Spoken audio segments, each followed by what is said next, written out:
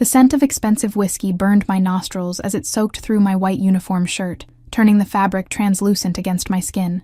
Ice cubes clattered to the floor around my feet, melting into small puddles that reflected the dim Edison bulbs hanging from the exposed brick ceiling of Bellisimo's. Time slowed as laughter erupted from table 7, 4 men in tailored suits, their Rolex watches glinting as they raised their remaining drinks in mock toasts. I stood frozen, humiliation burning hotter than the alcohol seeping through my clothes. "Looks like you could use a drink, sweetheart," sneered the one who'd thrown his glass, some finance type with too much money and too little decency. His friends howled with laughter, drawing stares from the other patrons of the upscale Italian restaurant. I blinked back tears, feeling exposed, as the wet fabric clung to my body. 6 months at this job, 6 months of double shifts and sore feet, of memorizing wine pairings and enduring wandering hands from customers who thought a good tip entitled them to more than service. "I'm so sorry," I whispered, the automatic apology escaping my lips before I could catch it. That's what they'd reduced me to, apologizing for their cruelty. My hands trembled as I bent to gather the shattered glass, the sharp edges threatening to slice my fingers. The restaurant had fallen quiet except for the low murmur of uncomfortable witnesses and the continuing snickers from table 7. Riley, Marcos, the floor manager, appeared beside me, his voice low. "Go clean yourself up. I'll handle this." I nodded mutely and backed away, clutching my serving tray against my chest like a shield. As I retreated toward the staff bathroom, I caught a movement at the corner of my eye. Someone watching from the shadowed booth in the back corner. I'd noticed him earlier, of course, the kind of man who commands attention without seeking it. Dark suit, perfectly tailored to broad shoulders, no tie, just the top button of a crisp white shirt undone, revealing a sliver of tanned skin. He sat alone, a single tumbler of amber liquid untouched before him, observing the room with casual intensity. What struck me most were his eyes. Dark and calculating beneath perfectly arched brows. They hadn't left me all evening, following as I moved between tables, making me fumble water pitchers and nearly drop a tray of appetizers. There was something predatory in that gaze, something that made my skin prickle with awareness. Now those eyes were fixed on table 7, his expression unreadable in the dim light. Something cold settled in my stomach at the sight. Not fear, exactly. Something deeper, more instinctive, like spotting a wolf in the forest and knowing you've already been seen. In the cramped staff bathroom, I dabbed at my shirt with paper towels, the material sticking to my skin in embarrassing transparency. My reflection stared back at me, pale face flushed with humiliation, blonde hair falling loose from its practical bun, blue eyes rimmed with unshed tears. "Pull it together, Riley," I whispered to myself. "You need this job." The truth hung heavy around my neck. Rent due in 3 days, a refrigerator holding nothing but condiments and a half-empty carton of milk, and the persistent calls from collection agencies about medical bills I couldn't pay. My father's cancer treatments had drained what little savings I'd managed to scrape together waiting tables since dropping out of college to care for him. Now he was gone, leaving me with nothing but debt and the hollow echo of an empty apartment. I twisted my hair back into a tight bun, splashed cold water on my face, and straightened my shoulders. 6 more hours on my shift. I could endure anything for 6 hours. When I emerged, Marcos met me with a clean shirt from the lost and found box. "Those guys at 7 settled their bill and left," he said, not quite meeting my eyes. "Big tip. Meaning management wouldn't be asking them not to return, regardless of how they'd treated staff." I nodded, unsurprised. Money talked at Bellisimo's, and people like me just served at dinner. I changed quickly and returned to the floor, my professional smile plastered back in place, though it felt brittle around the edges. The dining room had resumed its normal hum of conversation and clinking silverware. Table 7 was empty now, littered with crumpled napkins and half-eaten entrees. As I approached to clear it, I noticed something unusual. The dark-eyed man from the corner booth was gone too. The night dragged on, my humiliation fading into the background noise of aching feet and mental calculations about which bills I could postpone another week. By closing time, I was running on autopilot, rolling silverware into napkins for tomorrow's service while the other servers counted their tips. "Hey, Riley." Marcos appeared at my side, holding out an envelope. "Someone left this for you." I frowned, taking the plain white envelope. "A customer?" He shrugged. "The guy from booth 19. The corner one?" My pulse quickened as I slid my finger under the flap. Inside was a stack of crisp $100 bills. More money than I made in 2 weeks. "What the hell?" I whispered, quickly tucking the money back into the envelope when I caught Sophia, another server, watching with undisguised curiosity. "There's a card," Marcos said, pointing to a small rectangle of heavy cream cardstock that had fallen onto the counter. In elegant black script, it read simply, "For the dry cleaning. AV." "Who is AV?" I asked, but Marcos just shrugged again. "Never seen him before tonight, but whoever he is, he ordered our most expensive whiskey and didn't touch it. Left a $1,000 tip too." I stared at the envelope in my hand, unease creeping along my spine. This was too much money for dry cleaning a cheap uniform shirt. Way too much. What did this stranger want from me? Outside, the October night had turned cold, a cutting wind sweeping between the tall buildings of downtown. I pulled my thin jacket tighter around me, wishing I'd had the foresight to bring a scarf. The restaurant was in the business district, largely deserted at this hour, except for the occasional late-night office worker hurrying toward the parking garages. I headed for the bus stop 3 blocks away, my footsteps echoing on the empty sidewalk. The weight of the envelope in my purse seemed to grow heavier with each step.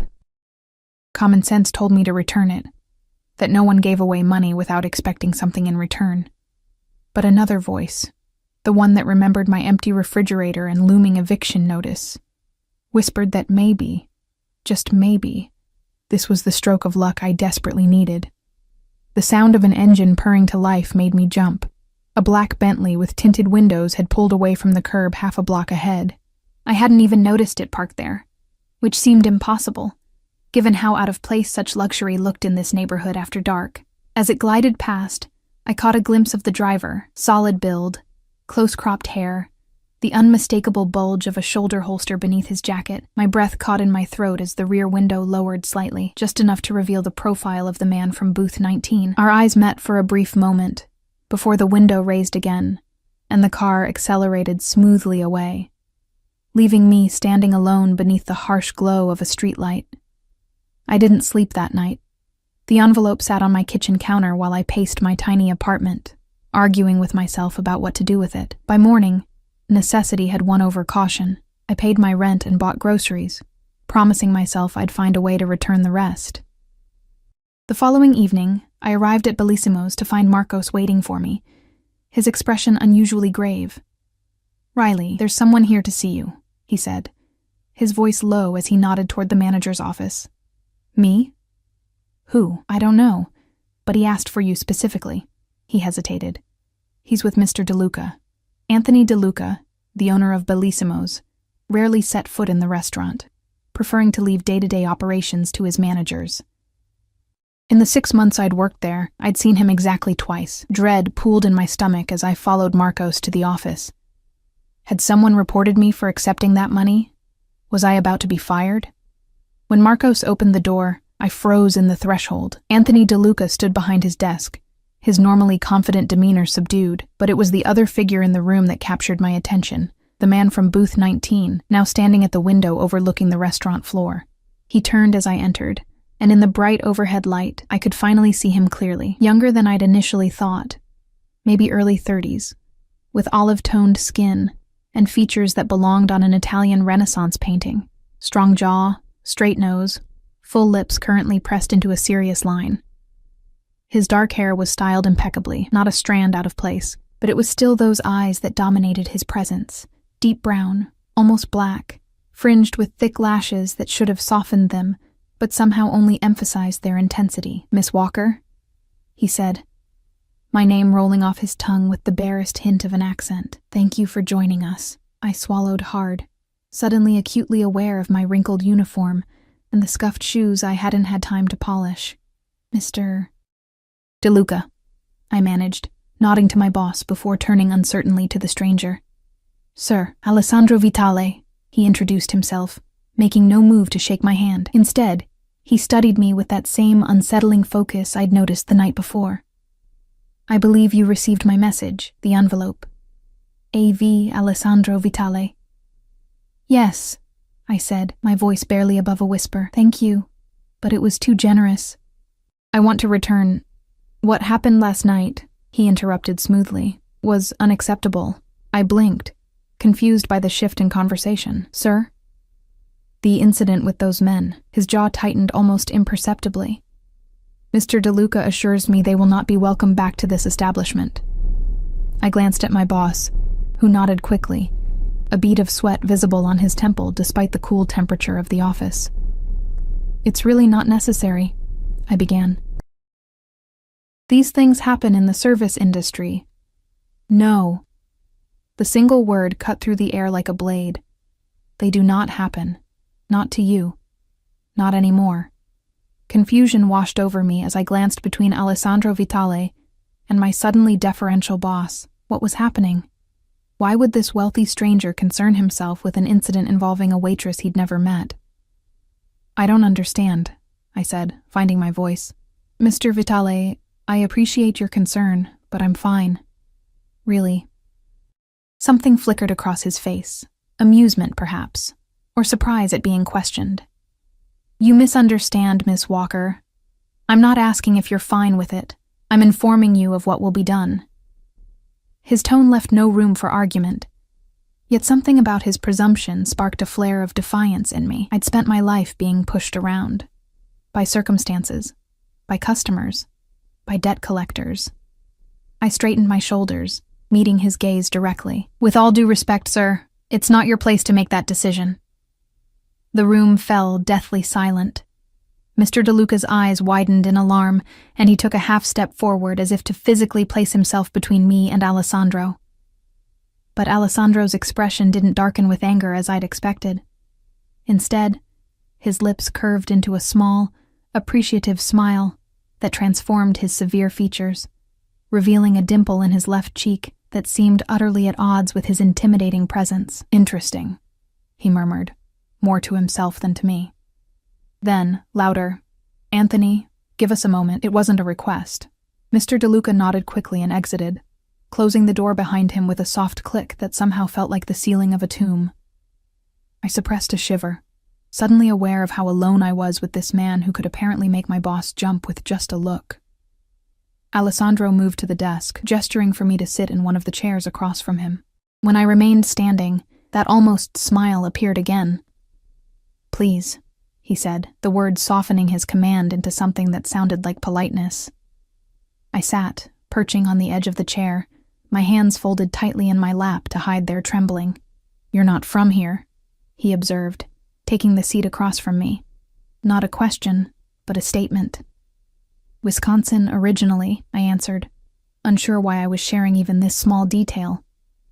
"Small town you've never heard of, and what brought you to Chicago, Riley Walker?" The way he said my name, like he was tasting it, sent an involuntary shiver down my spine. "My father got sick," I said simply, not wanting to dredge up the painful details for a stranger. "I came to be with him, for treatment at Northwestern Memorial." Understanding flickered in those dark eyes. "And now?" "Now he's gone," I said, the words still raw even after 6 months. "And I'm still here." Alessandro nodded once, as if I'd confirmed something for him. "You work 2 jobs, this one, and morning shifts at the cafe on Michigan Avenue." My blood ran cold. "How do you know that?" Instead of answering, he reached inside his suit jacket and withdrew a slim leather wallet. From it, he produced a business card and slid it across the desk to me. Black cardstock with silver lettering embossed with a simple AV and a phone number, nothing else. "I have a proposition for you, Miss Walker." Warning bells clanged in my head. I'd heard about propositions from wealthy men before.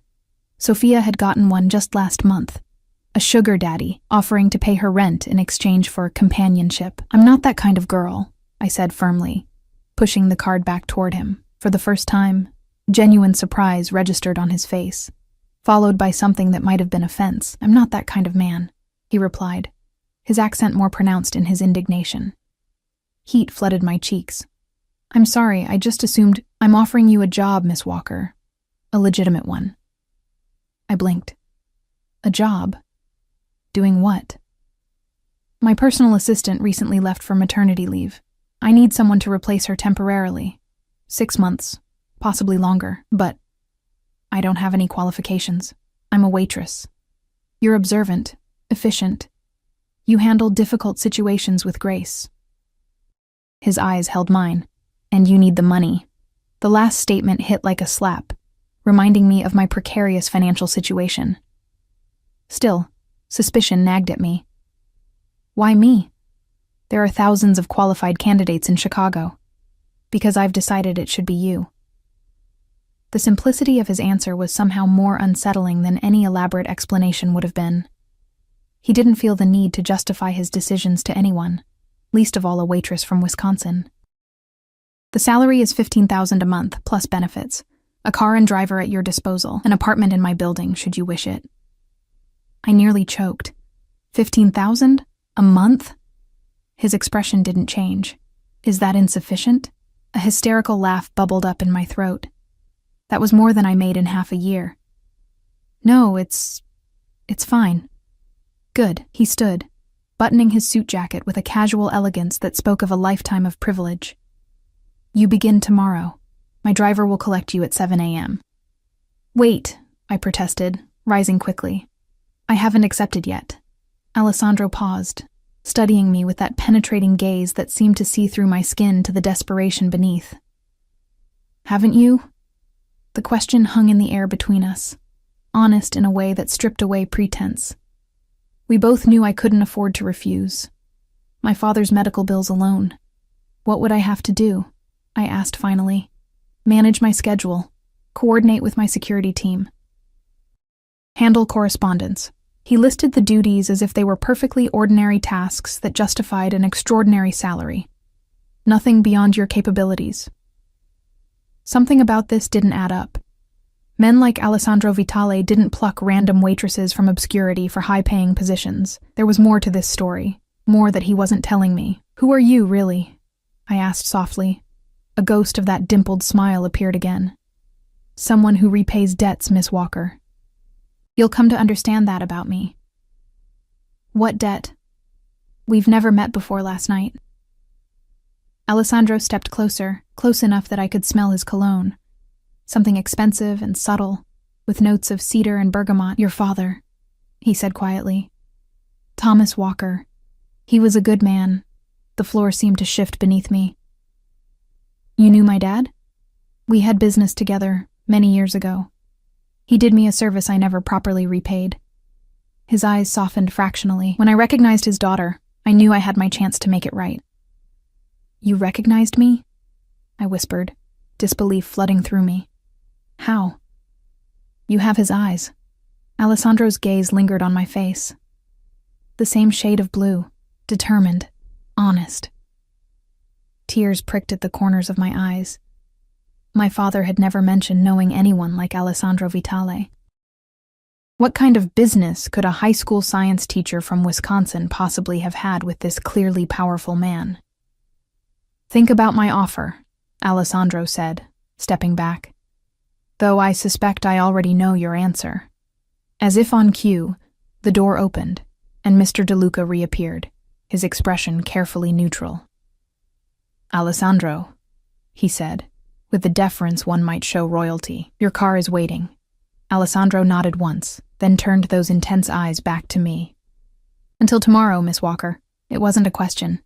After he left, the office felt emptier somehow, as if he'd taken all the oxygen with him. Mr. DeLuca watched me with an unreadable expression. "Riley," he began, his voice uncharacteristically gentle. "Do you know who that was?" I shook my head. He sighed, rubbing a hand over his face. "Alessandro Vitale is not someone you say no to. Whatever he's offering you, I suggest you take it." "You sound afraid of him," I observed. "Not afraid," he corrected carefully.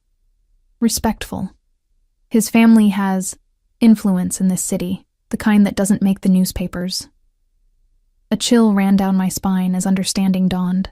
The expensive suit, the driver with the shoulder holster, the way my boss had practically kowtowed to him. "He's connected," I said, the euphemism hanging between us. "Mafia?" Mr. DeLuca winced at the blunt word. "Old Italian families prefer business interests. But yes, the Vitalis have been a force in Chicago since Prohibition. Alessandro is, well, let's just say he's important." My head spun with this new information. I'd been offered a job by a man who was apparently some kind of mafia figure. A man who claimed to have known my straight-laced, law-abiding father. None of it made sense. "Take the night off," Mr. DeLuca said, patting my shoulder awkwardly. "You have a lot to consider." I nodded numbly and gathered my things from the staff room, ignoring the curious glances from my co-workers. Outside, the night air had turned biting, a precursor to the brutal Chicago winter to come. As I walked to the bus stop, my mind raced. I should refuse the offer, walk away, call the police even, though I wasn't sure what crime I would report. Being offered a suspiciously high-paying job hardly seemed like something the Chicago PD would care about. But the thought of going back to endless double shifts, of dodging bill collectors and eating ramen for dinner every night, and there was my father's memory to consider. If Alessandro Vitale had truly known him, perhaps this was a chance to learn something new about the man I thought I'd known completely. A sleek black car pulled up beside me, the passenger window sliding down silently. The driver, the same broad-shouldered man I'd glimpsed last night, regarded me impassively. "Miss Walker," he said, his voice surprisingly gentle for someone so intimidating. "Mr. Vitale thought you might appreciate a ride home." I hesitated, eyeing the luxury vehicle warily. "I'm fine with the bus. It's going to rain," the driver observed, nodding toward the dark clouds gathering overhead. "And the next 156 isn't due for 30 minutes. How did he know which bus I took? Before I could respond, fat raindrops began to splatter on the sidewalk around me. Within seconds, they'd intensified to a downpour that soaked through my thin jacket. With a resigned sigh, I opened the car door and slid into the plush leather back seat, immediately enveloped in warmth and the lingering scent of Alessandro's cologne. "Thank you," I said to the driver as he pulled smoothly away from the curb. "Marco," he supplied, meeting my eyes briefly in the rearview mirror. "And it's my pleasure, Miss Walker." "Just Riley is fine." Marco nodded, a small smile touching his otherwise stoic features. "Mr. Vitale speaks highly of you." I blinked in surprise. He barely knows me. He's a good judge of character. The car glided through the rainy streets, the expensive suspension absorbing every bump and pothole. Through the tinted windows, I watched the city transform from the gleaming business district to my considerably less glamorous neighborhood. "May I ask you something, Marco?" He inclined his head slightly, keeping his eyes on the road. "What kind of man is Alessandro Vitale, really?" Marco considered this for a long moment. "Loyal," he said finally, "to those who earn it. Fair, in his own way, not someone who forgets either a kindness or a slight." He glanced at me again in the mirror. "And not someone who makes offers lightly." The car pulled up in front of my apartment building, a rundown brownstone that had seen better days several decades ago. Marco was out and opening my door before I could reach for the handle, holding an umbrella over me as he escorted me to the entrance. "Mr. Vitale will send a car at 7 a.m., he said, seemingly untroubled by the rain soaking his shoulders. "Should I tell him you'll be ready?" I stared at this man who so clearly believed I'd already made my decision. Perhaps I had. "Yes," I said finally. "I'll be ready." Marco nodded once, something like approval flashing in his eyes. "Good night, Miss Walker. Sleep well." Back in my cramped apartment, I sank onto my second-hand couch, Alessandro's business card clutched in my fingers. The sleek black cardstock seemed to absorb the dim light from my single lamp. I'd just agreed to work for a man who was, by all indications, involved in organized crime, a man who knew my father somehow. A man who looked at me with an intensity that made my skin burn. What had I gotten myself into? My phone buzzed with a text from an unknown number. "I look forward to our partnership, Miss Walker. AV." I stared at the screen, wondering how he'd gotten my number, then laughed at myself. Of course, Alessandro Vitale could get a waitress's phone number. He probably had my entire life history at his fingertips. Instead of frightening me, the thought brought an odd sort of relief. After months of being invisible, of struggling alone, someone saw me, even if that someone was a dangerous man with unclear intentions. I texted back a simple, "Until tomorrow." As I prepared for bed, my father's voice echoed in my memory. "Be careful the debts you incur, Riley girl. The most dangerous ones are those you don't know you're taking on." I wondered, as sleep finally claimed me, what debt I might be incurring now, and what Alessandro Vitale would ultimately expect in payment. The car arrived at precisely 7 a.m., not a minute earlier or later. Marco stood on my doorstep, immaculate in his black suit despite the early hour, holding an umbrella against the persistent drizzle. "Good morning, Miss Walker," he greeted me, his expression professionally neutral as he took in my appearance. I'd agonized over what to wear, settling finally on the one business-appropriate outfit I owned, a navy pencil skirt and cream blouse I'd worn to my father's funeral, paired with sensible black heels. My blonde hair was pulled back in a sleek ponytail, and I'd applied minimal makeup, aiming for professional rather than glamorous. "Is this appropriate?" I asked hesitantly as Marco opened the car door for me. A ghost of a smile touched his lips. "Mr. Vitale appreciates punctuality and preparedness. You've demonstrated both." Not quite an answer, but I slid into the back seat anyway, clutching my worn leather purse like a lifeline. We drove north, away from my neighborhood, and toward the gleaming high-rises of the Gold Coast. The rain-slicked streets reflected the early morning light, the city transforming from gritty to glamorous with each passing block. "May I ask where we're going?" I ventured after several minutes of silence. "Vitale Tower," Marco replied. "Mr. Vitale maintains offices on the top floor and a residence on the penthouse level." I'd seen the building from afar, an elegant spire of glass and steel overlooking Lake Michigan. Its top floors often shrouded in clouds on stormy days, the kind of place where condos started in the millions, and the lobby probably had fresh flowers every day. "And that's where I'll be working? In his office?" "Primarily," Marco confirmed, turning onto Michigan Avenue. "Though your position may require travel at times." Travel.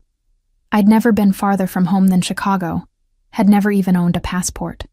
The prospect was simultaneously terrifying and thrilling.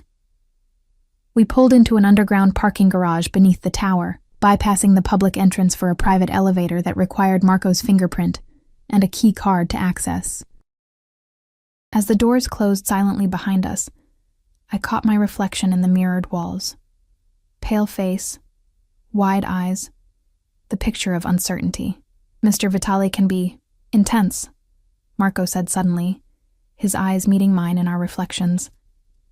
"But he is fair. Remember that."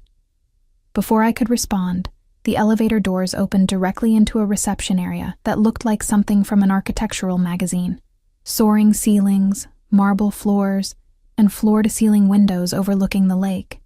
A stunning woman with coffee-colored skin and a sleek bob sat behind a curved desk, typing rapidly on a slim keyboard. "Good morning, Marco," she greeted, her British accent crisp and professional. "This must be Miss Walker." "Riley," I corrected automatically, extending my hand. "Nice to meet you." "Zara Khoury," she supplied, her handshake firm. "Head of Security Operations for Mr. Vitale. I've been looking forward to meeting you." "Head of Security?" She looked more like a fashion executive, her tailored suit and statement earrings exuding understated wealth. "Mr. Vitale is waiting in his office," Zara continued, rising from her desk. "I'll take you to him." We walked down a hallway lined with what appeared to be original artwork, pieces I vaguely recognized from my single art history class in college. Picassos and Monets displayed without pretense, as casually as most people might hang family photos. At the end of the hall, Zara stopped before a set of double doors and knocked once before pushing them open. "Riley Walker, sir," she announced, then stepped back to allow me to enter. Alessandro's office was a testament to power disguised as minimalism. Vast windows showcased a panoramic view of Lake Michigan, steel gray today under the cloudy sky. A massive desk of dark wood dominated one end, while a seating area with low leather couches occupied the other. The walls held only 3 items: a large abstract painting in shades of crimson and gold, a vintage map of Chicago, and an antique sword mounted in a glass case. Alessandro himself stood by the windows, his back to me, a phone pressed to his ear. He wore another impeccably tailored suit, this one charcoal gray, his posture radiating controlled energy even in stillness. "È fatto. Non mi interessa quanto costa," he said into the phone, his Italian flowing melodically. "Occupatine." He ended the call and turned, those intense eyes finding mine immediately. "Miss Walker," he said, tucking the phone into his pocket as he crossed the room toward me. "Right on time." "I'm punctual to a fault," I replied, fighting the urge to fidget under his scrutiny. That hint of a smile touched his lips again. "A valuable quality." He gestured to the seating area. "Please, sit. Would you like coffee? Tea? Coffee, please. Black." He nodded approvingly and pressed a button on his desk. Within moments, a young man appeared with a tray bearing a carafe and 2 porcelain cups so delicate they looked like they might shatter in my clumsy hands. As the coffee was poured, Alessandro settled into the chair across from me, his movements fluid and precise. "I trust Marco saw to your comfort this morning?" "Yes, thank you for sending the car." "It's yours now," he said casually, lifting his cup to his lips. "Marco will be your primary driver, though others are available as needed." I nearly choked on my coffee. "Mine? I can't accept—" "It's a company car," he interrupted smoothly. "Standard for employees at your level. Nothing more, my level. As if I'd earned this position through merit, rather than being plucked randomly from a restaurant floor." "About that," I said, setting my cup down carefully. "I still don't understand what exactly you expect me to do. I have no experience as a personal assistant." "Your responsibilities will be straightforward initially," Alessandro replied. "Managing my calendar, coordinating with my team, handling personal matters that require discretion." He studied me over the rim of his cup. "You're an intelligent woman, Miss Walker. You'll learn quickly." The compliment, delivered so matter-of-factly, caught me off guard. "Thank you," I murmured, "but I still don't understand why me." "What you said about my father will be explained in due time," he finished, his tone making it clear the subject was closed for now. "Today, Zara will acquaint you with our security protocols and systems. Tomorrow, we begin in earnest." I wanted to press him, to demand answers about my father, but something in his expression warned against it. Instead, I nodded, taking another sip of what was possibly the best coffee I'd ever tasted. "There is one more matter," Alessandro said, reaching into his jacket to withdraw an envelope. "Your advance." He slid it across the coffee table toward me. I opened it hesitantly to find a check for $30,000, 2 months' salary. "I haven't earned this yet," I protested. "Consider it a signing bonus to settle any outstanding matters. My father's medical bills. Of course he would know about those. I've taken the liberty of having your things moved to an apartment in this building," he continued, as if he hadn't just handed me a small fortune. "The 27th floor. It seemed prudent, given your new position, to have you close at hand." Anger flared suddenly in my chest. "You had no right to make that decision for me." For the first time, I saw surprise register on his face, quickly masked. "You prefer your current accommodations?" "That's not the point," I said, heat rising to my cheeks. "You can't just rearrange my life without asking. I'm your employee, not your possession." Something dangerous flickered in his eyes. Not anger, exactly, but a coldness that made my skin prickle with warning. "In my experience, Miss Walker, people generally appreciate having their problems solved." "Not when it makes them feel powerless," I countered, meeting his gaze despite the rapid beating of my heart. "Not when it comes with strings attached that haven't been made clear." Alessandro leaned forward slightly, the movement subtle, but somehow threatening in its intensity. "Let me be clear then. I'm offering you a chance to start fresh, to leave behind the debt and struggle, to honor your father's memory by accepting help he would have wanted you to have." His voice dropped lower. "The only string, as you put it, is your loyalty while in my employ." A heavy silence fell between us, weighted with unspoken implications. I sensed I was at a crossroads, that whatever I decided in this moment would irrevocably alter the course of my life. "My father was an honest man," I said finally. my voice barely above a whisper. Whatever he did for you, it wasn't illegal. He wouldn't have crossed that line. Alessandro's expression softened fractionally. Your father saved my life, Miss Walker. At considerable risk to his own. That's a debt that can't be repaid with mere money. My breath caught. What? How? Before he could answer, a sharp knock interrupted us. Zara appeared in the doorway, her expression apologetic. I'm sorry to interrupt, sir, but the Rossi situation requires your immediate attention. Alessandro's face hardened instantly, all traces of our personal conversation vanishing behind a mask of cool authority. Of course. He rose smoothly to his feet. Miss Curry will show you to your office and begin your orientation. We'll continue our discussion later. Just like that, I was dismissed, left with more questions than answers, and a check that could change my life if I was willing to accept it. Zara led me to a smaller but still elegant office adjacent to Alessandro's. This will be your workspace, she explained, gesturing to the sleek desk equipped with the latest technology. The door to your right connects directly to Mr. Vitale's office for convenience. And privacy, I observed, noting the lack of windows in the connecting wall. Zara's lips curved in a knowing smile. Mr. Vitale values discretion above all. She settled into a chair across from my desk. Now, let's discuss security protocols. Your position places you in Mr. Vitale's inner circle, which comes with certain risks. Risks? I echoed, though I could guess her meaning. Mr. Vitale has business rivals, she said diplomatically. People who might see those close to him as leverage. Your safety is now a priority for our security team. The implication was clear. By accepting this position, I was stepping into a dangerous world. One where waitresses could become targets simply by association. That's why he wanted me to move into the building, I realized. For security. Zara nodded. The 27th floor is reserved for key personnel. My apartment is across the hall from yours.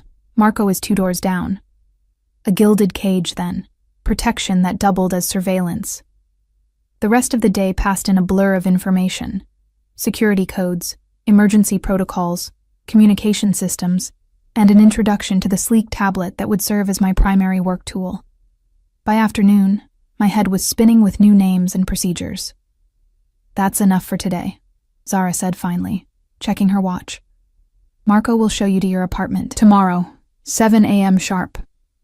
Marco appeared as if summoned, his expression unreadable as he escorted me back to the elevator. We rode in silence to the 27th floor, where he led me to a door marked 2703. Your keycard will access only this floor, the garage level, and the office suite, he explained, handing me a slim card embossed with the Vitale logo. For security reasons, of course, I murmured, too overwhelmed to argue. When Marco opened the door to my apartment, I froze in disbelief. The space before me was larger than my entire previous apartment building. An open-concept layout with soaring ceilings, floor-to-ceiling windows, and furniture that looked straight out of a design magazine. This can't be right, I whispered. Mr. Vitale insisted you have one of the corner units, Marco said, as if that explained everything. Your personal belongings have been unpacked in the bedroom. If you need anything, simply press 9 on the house phone. After he left, I wandered through the space in a daze, trailing my fingers over surfaces too expensive to name. In the bedroom, I found my meager possessions, the few photos of my father, my small collection of well-worn books, my clothes hanging in a closet larger than my old kitchen. The contrast was jarring, my shabby life transplanted into this luxury like a weed among orchids. On the bedside table lay a small box, with a note in now familiar handwriting, for emergencies, AV. Inside was a sleek smartphone, already activated and programmed with a handful of contacts. Alessandro, Zara, Marco, and something simply labeled security. As I sat on the edge of the absurdly comfortable bed, the events of the past 24 hours crashed over me like a wave. I'd gone from struggling waitress to the personal assistant of a man who was, by all indications, deeply embedded in Chicago's criminal underworld. A man who claimed to owe my father a life debt. A man whose dark eyes followed me with an intensity that bordered on possessive. My phone, my old phone, buzzed with a text from Sophie. Where are you? DeLuca says you quit? I stared at the message, unsure how to respond. How could I explain what had happened when I barely understood it myself? Before I could decide, the new phone chimed with its own message. I hope the apartment meets your needs.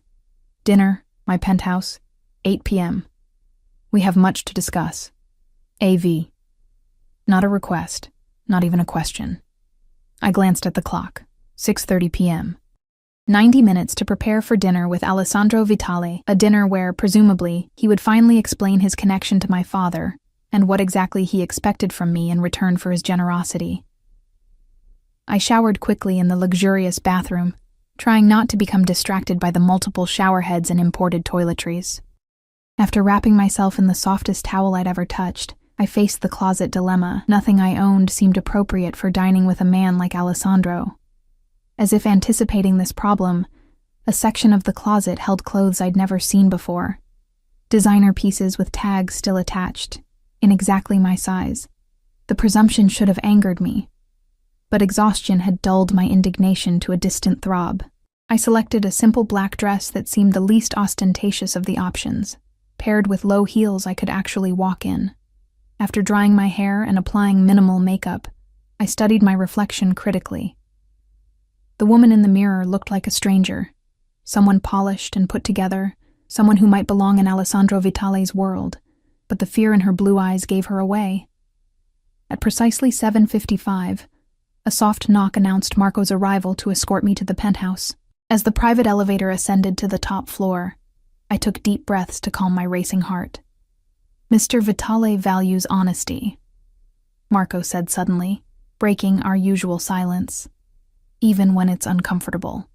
Before I could ask what he meant, the doors opened onto an entry foyer more suitable to a mansion than an apartment. Alessandro stood waiting, having exchanged his business suit for dark trousers and a crisp white shirt, open at the collar. The casual elegance of his attire somehow made him more intimidating, not less. Miss Walker, he greeted, those dark eyes taking in my appearance with evident appreciation. Welcome. Please, come in. As I stepped into Alessandro Vitale's private domain, I couldn't shake the feeling that I was crossing a threshold from which there would be no return. Alessandro's penthouse was a study in understated wealth, soaring ceilings, museum-quality art, and panoramic views of Chicago's skyline now glittering against the night sky. Yet for all its grandeur, there was an unexpected warmth to the space. Comfortable furniture, books that showed signs of actually being read, a record player softly playing what sounded like vintage Italian opera. You seem surprised, Alessandro observed, watching me take in my surroundings. I expected something more. I trailed off, unsure how to finish without sounding judgmental. Ostentatious, he supplied, that hint of a smile playing at his lips. Cold, perhaps? I nodded, oddly grateful for his perception. My business requires a certain public image, he said, leading me toward a spacious terrace enclosed in glass. But in my private spaces, I prefer comfort. A table had been set for two, candles flickering in the gentle breeze from hidden vents. Beyond the glass walls, the lights of Chicago stretched to the horizon. The city spread beneath us like a tapestry of stars. It's beautiful, I murmured, drawn to the view. The most beautiful city in America, Alessandro agreed, his voice softening with genuine affection. Though I might be biased. You were born here? Third generation. My grandfather came from Sicily in 1924. He pulled out a chair for me. Please sit. I took the liberty of ordering dinner. As if on cue, a man in chef's whites appeared with the first course. Delicate plates of something that looked too artistic to eat. I hope you don't mind, Alessandro continued, taking his seat across from me. Paolo is my personal chef. He's prepared some family recipes tonight. The chef placed the dishes before us with a flourish.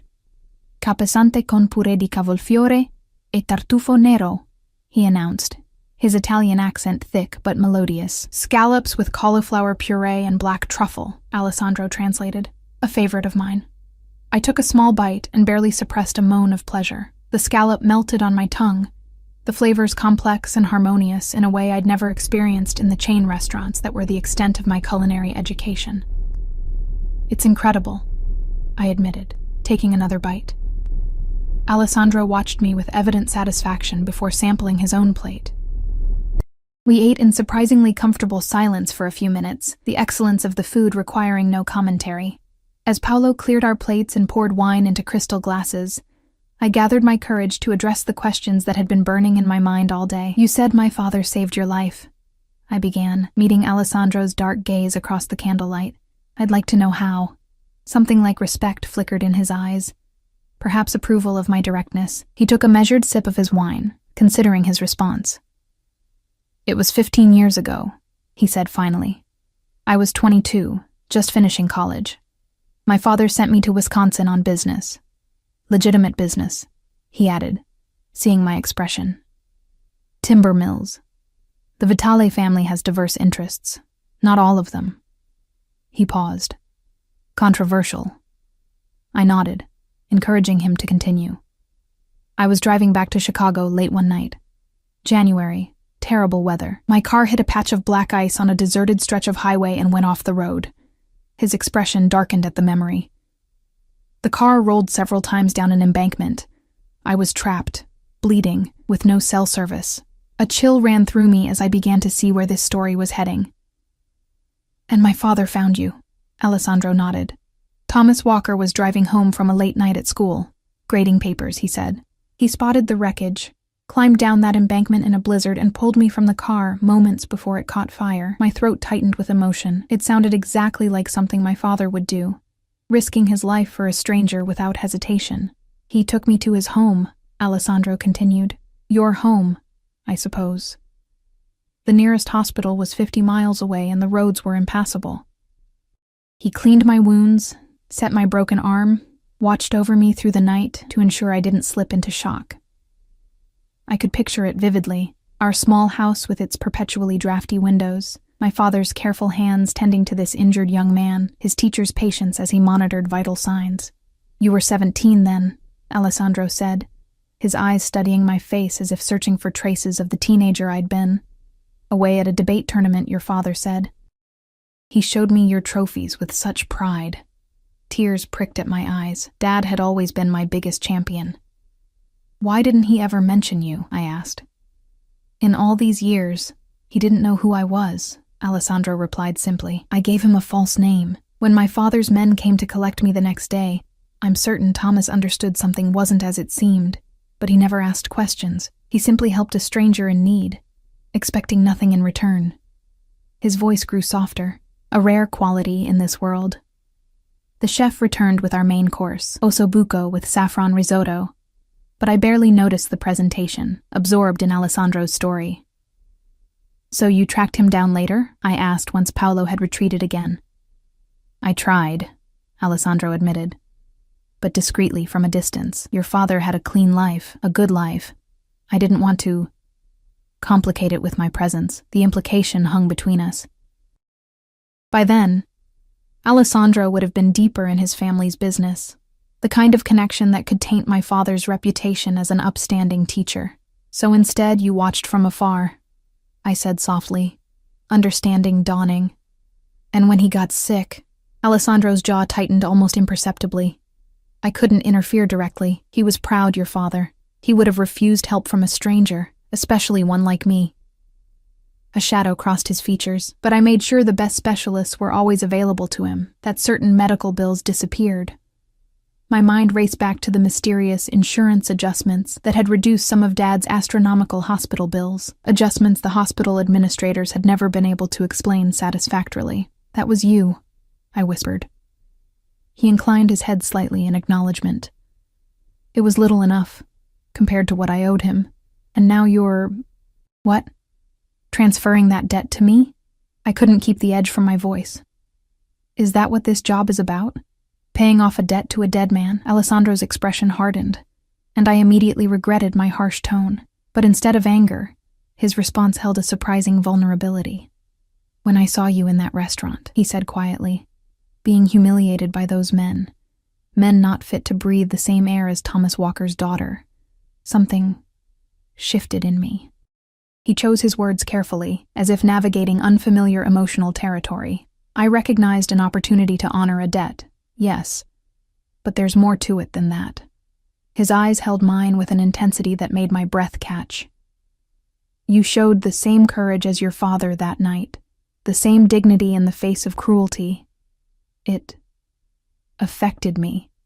The admission seemed to cost him something. A crack in the armor of control he wore so effortlessly. I found myself wanting to reach across the table, to touch his hand in reassurance, but restrained myself. "So, this job is real?" I asked instead. "Not just charity or obligation?" "The position is genuine," he confirmed, seemingly grateful for the shift to more practical matters. "My previous assistant, Claudia, is indeed on maternity leave. The salary is standard for her position. Your duties will be exactly as I described." Relief washed through me, though uncertainty still lingered. "And after the 6 months, when she returns?" Something unreadable flickered in his eyes. "We'll reassess then. Perhaps you'll find you have a talent for this work. Or perhaps you'll have saved enough to pursue other opportunities. Finish your degree, perhaps." The thought was tempting. Returning to the education I'd abandoned to care for my father, building a future on my own terms. But something about Alessandro's expression suggested he wasn't being entirely forthcoming. "And what about your other business interests?" I asked carefully. "Will I be involved in those too?" Alessandro's face closed like a shutter. "My personal assistant manages my legitimate affairs only, Miss Walker. You needn't concern yourself with other matters." The distance created by his sudden formality was palpable, a warning, perhaps, about boundaries I shouldn't cross. Paolo appeared again to clear our plates and serve dessert, a delicate panna cotta with fresh berries. As he worked, I noticed how he kept his eyes averted from Alessandro, his movements efficient but anxious. Everyone around Alessandro seemed to exist in a state of respectful fear. Everyone except me, it seemed. Once we were alone again, Alessandro's manner softened. "I've made you uncomfortable. That wasn't my intention. I'm still trying to understand where I fit in all this," I admitted. "One day I'm serving drinks, the next I'm dining in a penthouse with a man who's essentially a stranger, yet somehow connected to my past. It's disorienting. Understandable." He reached for the wine bottle, refilling my glass with practiced ease. "Perhaps we should start with simpler things then. Tell me about yourself, Riley Walker." The use of my first name, spoken in that slight accent, sent an unexpected shiver down my spine. "What do you want to know?" "Whatever you wish to share," he replied, his posture relaxing slightly. "Your dreams, your regrets, the person you were before life intervened." The invitation to speak about myself, not as an employee or a charity case, but as a person worthy of interest, was surprisingly touching. I found myself telling him about my abandoned studies in literature, my childhood in Wisconsin, the small dreams I'd set aside when my father's illness had consumed our lives.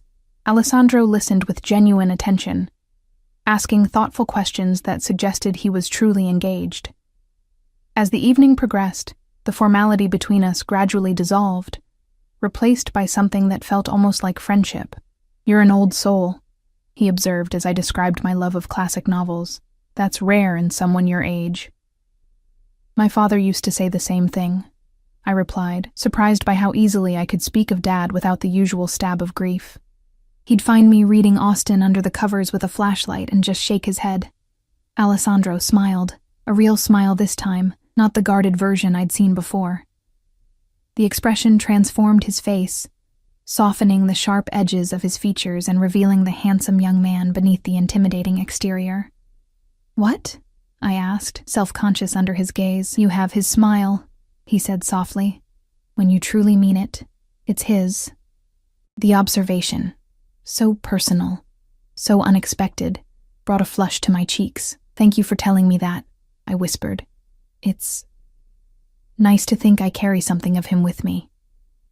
A comfortable silence fell between us, the city lights twinkling below as we finished our dessert. As Paolo cleared the final dishes and discreetly withdrew, leaving a carafe of coffee on a side table, I realized with surprise that nearly 3 hours had passed. The evening had flown by in a way I hadn't experienced in years. "It's getting late," Alessandro said, noting my poorly concealed yawn. "You should rest. Tomorrow will be a full day." He escorted me to the private elevator, his hand hovering near the small of my back without quite touching me, a gesture both protective and respectful of boundaries. "Thank you for dinner," I said as the elevator doors opened. "And for telling me about my father. Thank you for listening," he replied, his dark eyes studying my face as if committing it to memory. "Good night, Riley." Back in my new apartment, I kicked off my heels and sank onto the plush sofa, my mind spinning with everything I'd learned. The connection between Alessandro and my father felt both comforting and concerning, a genuine debt of gratitude, but one that had drawn me into a world I still didn't fully understand. As I prepared for bed, my phone chimed with a text from an unknown number. "Did he tell you how they really met? Ask him about the money." I stared at the cryptic message, a chill running down my spine.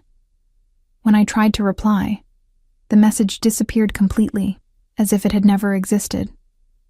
Sleep eluded me that night, my dreams filled with icy roads and burning cars, and a younger version of Alessandro Vitale looking at me with eyes that held secrets yet to be revealed. The following week passed in a whirlwind of activity as I settled into my new role. Alessandro's business interests were indeed vast and legitimate. Real estate holdings, shipping companies, technology investments, and philanthropic foundations. My days were filled with scheduling meetings, coordinating with his executive team, and gradually learning the complex web of his business empire. Alessandro himself was often absent, disappearing for hours, or sometimes entire days on business I wasn't privy to. When present, he was unfailingly polite, but maintained a professional distance that contrasted sharply with a personal connection we'd shared during our dinner. It was after one such absence, nearly 2 weeks into my employment, that everything changed. I was working late in my office, organizing Alessandro's schedule for an upcoming trip to New York, when Marco appeared in my doorway, his usually impassive face tight with tension. "Miss Walker," he said, his voice low and urgent. "Mr. Vitale needs you. Now." The elevator ride to the garage level was silent, Marco radiating a coiled energy that set my nerves on edge.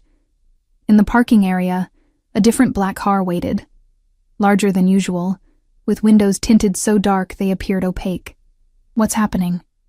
I asked as Marco opened the rear door. "Mr. Vitale will explain," was all he said, gesturing for me to get in. Alessandro sat in the far corner of the back seat, shadows obscuring his face. As my eyes adjusted to the dimness, I gasped involuntarily. His white shirt was stained with what could only be blood, his right hand wrapped in a makeshift bandage. "Alessandro," I breathed, instinctively reaching for him. "What happened? Are you hurt?" "It's not my blood," he said, his voice eerily calm. "Not mostly." The car pulled away from the curb, Marco driving with one hand, while the other rested near what I now recognized as a holstered gun beneath his jacket. "I need your help, Riley," Alessandro continued, his eyes finding mine in the darkness. "No questions. Can you do that for me?" I should have been frightened, should have demanded to be taken back to the tower, to the safe, legitimate world I'd been carefully kept within. Instead, I found myself nodding, a strange calm settling over me as I reached for his injured hand. "Tell me what you need." The car sped through the darkened streets of Chicago, taking turns with practiced precision that suggested Marco was deliberately avoiding main roads. Alessandro watched me with an intensity that made my skin prickle with awareness. "There's a first aid kit under the seat," he said, his voice controlled despite the obvious pain he was in. I retrieved the surprisingly comprehensive medical kit and gently unwrapped the blood-soaked handkerchief from his hand. The cut was deep across his palm, still seeping blood despite what appeared to be a hasty attempt to close it. "This needs stitches," I said, examining the wound in the dim light. "We should go to a hospital." "No hospitals," Alessandro replied firmly. "Not tonight." I looked up at him, questions burning on my tongue, but remembered my promise. No questions. Instead, I focused on cleaning the wound as best I could with the antiseptic wipes from the kit. "Have you done this before?" Alessandro asked as I worked, watching my hands with curiosity. "My dad coached Little League," I explained, carefully applying pressure to stop the bleeding. "I patched up a lot of scraped knees and split lips over the years." A small smile touched his lips. "He taught you well." I managed to close the wound with butterfly bandages, then wrapped his hand in clean gauze. As I secured the final piece of tape, Alessandro's fingers curled around mine, holding me in place. "Thank you." he said softly. Our eyes met in the shadowed back seat, and something electric passed between us. A current of understanding, perhaps. Or something deeper. The house is secure, sir, Marco announced, breaking the moment as he pulled the car through an ornate gate that opened automatically at our approach. We had arrived at what appeared to be a large estate on the outskirts of the city, a sprawling mansion set back from the road, surrounded by manicured grounds and a high perimeter wall. Security cameras tracked our movement up the winding driveway.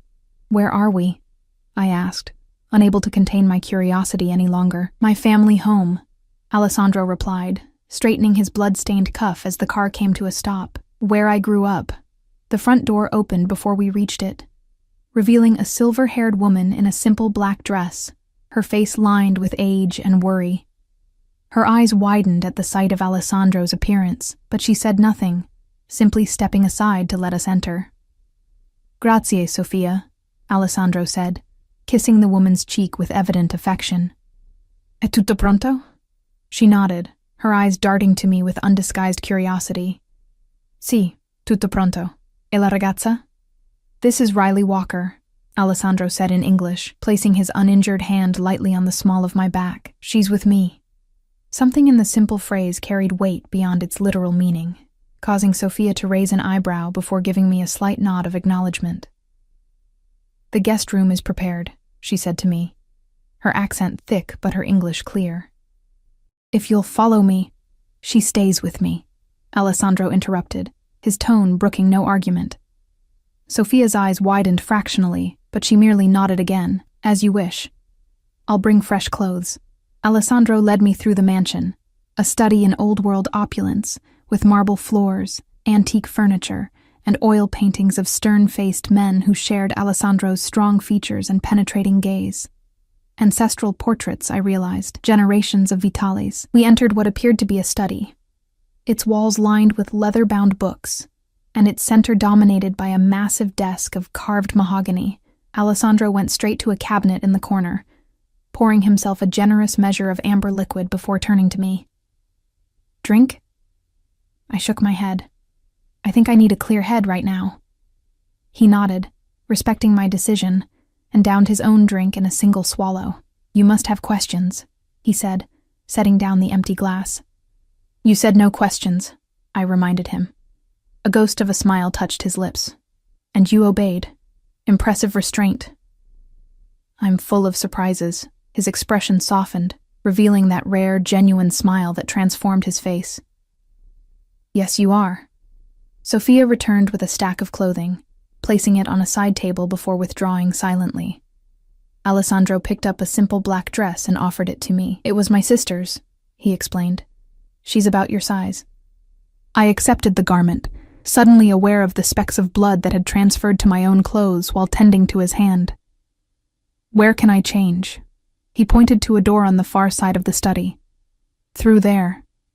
The adjoining room was a luxurious bathroom, with marble fixtures and soft lighting that made even my haggard reflection look somewhat presentable.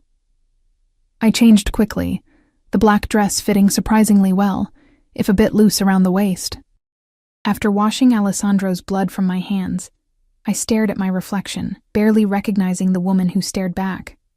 2 weeks ago, I'd been a waitress living paycheck to paycheck. Now I was standing in a Mafia boss's family mansion, wearing his sister's clothes after bandaging a wound that had clearly come from some kind of violent encounter. What was I doing here? What invisible line had I crossed? And could I ever step back across it? When I returned to the study, Alessandro had also changed into a fresh shirt and was sitting behind the desk, his bandaged hand resting on the polished surface. He looked up as I entered, his eyes traveling over me in the borrowed dress. Better? He asked. I nodded, hovering uncertainly near the door. Come, sit, he said, gesturing to a chair across from him. I owe you an explanation. I approached cautiously, settling into the leather chair that seemed to swallow me in its depth. I thought you said no questions. I'm revising the terms, he replied with a hint of wry humor.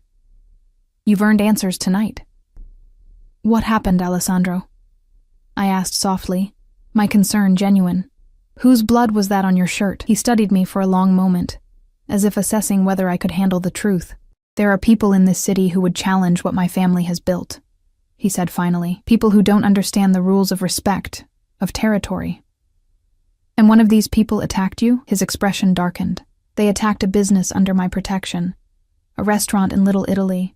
The owner has paid for my family's protection for 30 years, never missed a payment, never caused trouble. I thought of Bellissimo's and Mr. DeLuca's obvious deference to Alessandro. A protection arrangement, then, the classic Mafia stereotype made real. They hurt this restaurant owner? I asked, trying to understand. They hurt his daughter, Alessandro corrected, his voice hardening to steel. 19 years old, home from college for the weekend. They wanted to send a message to me through my business associates. Horror washed through me. Is she? She'll recover, he said grimly. And those responsible have been dealt with. The implication hung heavy in the air between us. I should have been frightened, should have been running for the door. Instead, I found myself asking, "How did you cut your hand?" A flicker of surprise crossed his features, perhaps at the practical nature of my question rather than moral outrage. "Broken glass," he said after a moment. "Things got messy." I nodded, absorbing this information with a calmness that should have disturbed me. "Why bring me here? Why involve me at all?" Alessandro leaned forward, his dark eyes intense. "Because I needed to know." "Know what?" "If you would run," he said simply. "If you would see the reality of who I am, of what I do, and turn away." Understanding dawned. This was a test. He didn't deny it. "I've shown you only the legitimate side of my business until now. But that's not the complete picture of who I am, Riley. I needed to know if you could accept the whole truth." "And if I couldn't?" I asked, my voice barely above a whisper. "If I ran?" Something dangerous flickered in his eyes. "I would have let you go, set you up somewhere far from Chicago, with enough money to start fresh, but I would have had to ensure your silence." A chill ran down my spine at the implicit threat, but strangely, I wasn't afraid. Perhaps I should have been. "Is that still an option?" I asked. Walking away? Pain flashed across his features, so brief I almost missed it. "If that's what you want, yes. Despite what you might think of me now, I'm not in the habit of forcing people to stay where they don't wish to be." I considered his words carefully, searching my heart for the answer. The sensible part of me screamed to take the offer, to run as far from Alessandro Vitale and his dangerous world as possible. But another part, a part I barely recognized, whispered that running would mean returning to the invisibility of my old life. Here, with him, I was seen. Valued. Protected. "Why did you really choose me?" I asked, the question that had haunted me since that first night. "It wasn't just about my father, was it?" Alessandro's gaze was steady, unflinching. "From the moment I saw you in that restaurant, your grace under humiliation, your quiet strength, I knew you were exceptional. When I realized who you were, whose daughter." He paused, seeming to struggle with words for the first time since I'd known him. It felt like fate. "You don't strike me as a man who believes in fate," I observed. A small smile touched his lips. "Perhaps not. But I do believe in recognizing opportunity when it presents itself." "And what opportunity did I represent?" His expression grew serious again. "Someone uncorrupted by this world, someone who could see me, not just the power or the money or the fear I inspire, but me." He leaned forward, his voice dropping lower. "Do you know how rare that is, Riley? To be seen for who you truly are?" I did know. Since my father's death, I'd been invisible, just another struggling waitress, anonymous in the city's vastness, until Alessandro had looked at me with those dark, seeing eyes. "I still don't fully understand what you want from me," I admitted. "Right now? Just your presence," he said, his honesty disarming. "Your perspective. Your trust, if you can give it." And in the future, a complexity of emotions crossed his face. Desire, hesitation, something that might have been tenderness. "That depends on you, on what you want." The air between us charged with unspoken possibilities. I should have been overwhelmed, confused by the rapid evolution of our relationship. Instead, I felt strangely clear-headed, as if the events of the night had burned away pretense and left only truth behind. "I want to understand your world," I said finally. "All of it, not just the parts you think I can handle." Surprise registered in his eyes, followed by what looked like admiration. "It's a dangerous world, Riley. Once you step fully into it, there's no going back to the life you had before." "I know," I said softly. "But I think that life ended the moment you walked into Bellissimo's." Alessandro rose from his chair and circled the desk slowly, coming to stand before me. With gentle fingers, he tilted my chin up, forcing me to meet his gaze. "There would be rules," he said, his voice low and serious. "For your protection, for both our sakes." I nodded, my heart racing at his proximity. "You would need to trust me, even when you don't understand my decisions." "I could try," I whispered. Something softened in his eyes. "That's all I can ask." Slowly, telegraphing his intentions to give me time to pull away, he lowered his face to mine. The kiss was gentle at first, questioning, not demanding. When I responded, lifting my hands to his chest, it deepened, becoming something hungry and possessive that made my knees weak with sudden desire. When we finally broke apart, both breathing harder, Alessandro rested his forehead against mine. "I've wanted to do that since the first moment I saw you," he confessed, his voice rough. "Even when I was covered in whiskey," I teased, trying to lighten the intensity of the moment. He laughed softly, the sound rumbling through his chest beneath my palms. "Especially then. You looked like an avenging angel, all wounded dignity and quiet strength." A knock at the door interrupted the moment. Alessandro straightened, his expression quickly composing itself into its usual mask of control. "Enter," he called, though he didn't step away from me. Marco appeared in the doorway, his face professionally blank despite the scene he had clearly interrupted. "Sir, your father is on the line. He says it's urgent." Alessandro nodded once. "I'll take it in here. That will be all for tonight, Marco." After Marco withdrew, Alessandro turned back to me with a regretful expression. "Duty calls," he said, brushing a strand of hair from my face with unexpected tenderness. "We'll continue this conversation tomorrow." "I'll hold you to that," I replied, surprised by my own boldness. His eyes darkened with something that made my pulse quicken. "I'm counting on it." As I prepared to leave the study, Alessandro caught my hand, pulling me back for one more brief, fierce kiss. "Stay in the house tonight," he murmured against my lips, "for safety." I nodded, understanding that the night's events had likely made me a potential target as well. "Where?" "Sophia will show you to a room," he said, releasing me reluctantly. "Rest. Tomorrow begins a new chapter for us both." That night, lying in a guest room more luxurious than any hotel I'd ever seen, I reflected on the irrevocable choice I seemed to have made. By staying, by accepting Alessandro's world and his kiss, I had stepped onto a path very different from the one I'd imagined for myself. Yet strangely, it didn't feel wrong. Perhaps this had been inevitable from the moment Alessandro Vitale had seen me, truly seen me, across that restaurant floor. 6 months later, I stood on the balcony of Alessandro's penthouse, our penthouse now, watching the summer sunset paint the Chicago skyline in shades of gold and crimson. Strong arms encircled my waist from behind, and I leaned back against Alessandro's solid warmth. "Penny for your thoughts," he murmured, pressing his lips to the curve of my neck. "I was thinking about the night we met," I admitted, turning in his embrace to face him, "when those men threw their drinks on me." A shadow crossed his face at the memory. "They regretted that decision deeply, I assure you." I raised an eyebrow. "You never did tell me what happened to them." "Let's just say they learned the importance of respecting service workers," he replied with a dangerous smile that still made my heart skip, "and the consequences of disrespecting a Vitale." The surname still gave me pause sometimes, not because I regretted taking it 3 months ago in a small, private ceremony overlooking Lake Michigan, but because of the weight it carried in this city. Riley Vitale, wife of Chicago's most powerful man, a position that came with both privilege and peril. "Any regrets?" Alessandro asked, reading my expression with the uncanny perception that had drawn me to him from the beginning. I considered the question honestly. The past months had been a crash course in Alessandro's world, the legitimate businesses, and the shadowy operations that sustained them. I had watched him shift seamlessly between devoted lover and ruthless enforcer, had seen both his capacity for tenderness and his unflinching brutality toward those who crossed him.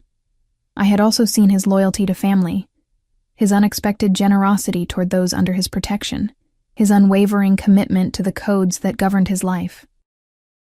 He was a complex man, neither the monster outsiders might paint him to be, nor the sanitized businessman he presented to the legitimate world. "No regrets," I said finally, meaning it, "though I still wish you'd told me sooner about my father, about how he really saved you." Alessandro's expression softened. "I wasn't sure you were ready to hear that your father had been working as an accountant for my family when he found those discrepancies, that he'd risked everything to warn my father about the embezzlement that would have led to federal investigation. He always did have an overdeveloped sense of honor," I said, with a sad smile, thinking of the man who'd raised me, the high school teacher who had apparently moonlighted as a mob accountant to make ends meet after my mother died, a secret life I never suspected. "As does his daughter," Alessandro observed, lifting my hand to press a kiss to the platinum wedding band on my finger, though perhaps with a more flexible interpretation of what's honorable. I laughed softly. "I think Dad would understand. He always said the truest morality comes from loyalty to those you love, not from abstract rules. A wise man," Alessandro agreed. "I wish I could have known him better. He would have liked you," I said, surprising myself with the certainty I felt once he got past the whole Mafia boss thing. Alessandro chuckled, the sound warming me from within. "Your father saved my life twice, you know. Once on that icy road, and again with that warning about the books. In doing so, he gave me the greatest gift of all." His dark eyes held mine with intensity. "He gave me you." As the sun dipped below the horizon, casting the city into twilight, I stood in my husband's embrace and reflected on the strange path that had led me here. From invisible waitress to the wife of Chicago's most feared and respected man, from a life of quiet desperation to one of dangerous passion.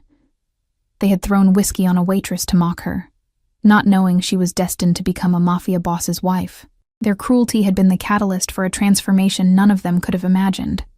Least of all me. Alessandro's lips found mine in the gathering darkness, his kiss still holding the power to make me forget everything but the heat between us. "Come inside," he murmured against my mouth. "The night is just beginning." As I followed him into our home, I silently thanked whatever twist of fate had brought Alessandro Vitali into Bellissimo's that night, and whatever courage had allowed me to accept the dangerous, exhilarating life he offered.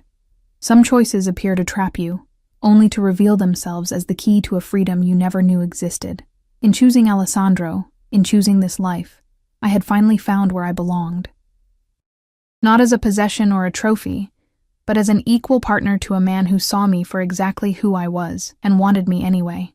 In the end, perhaps that was the greatest power of all.